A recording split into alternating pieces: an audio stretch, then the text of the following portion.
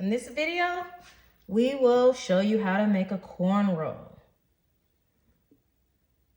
So we're gonna moisturize the area, detangle the hair,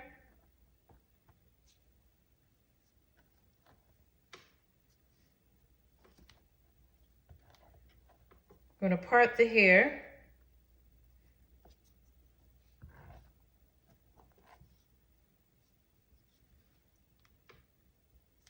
I'm gonna comb the hair from the outside, detangling it as I work myself towards the middle.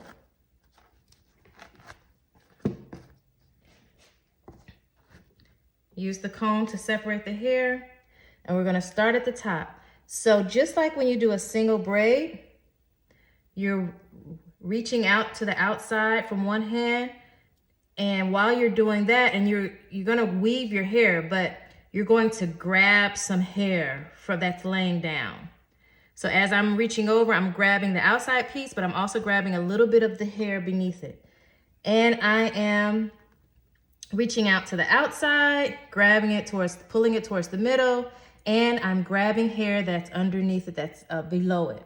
So reaching this piece, I'm getting this piece, I'm also getting this hair. Pull it through, reach over,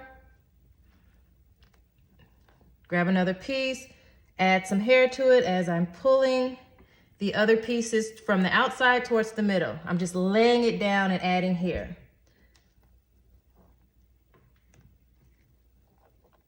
And I'm gonna do this until I reach the bottom. Now, what some people do to make sure that the hair is smooth, they'll comb through the hair for each section.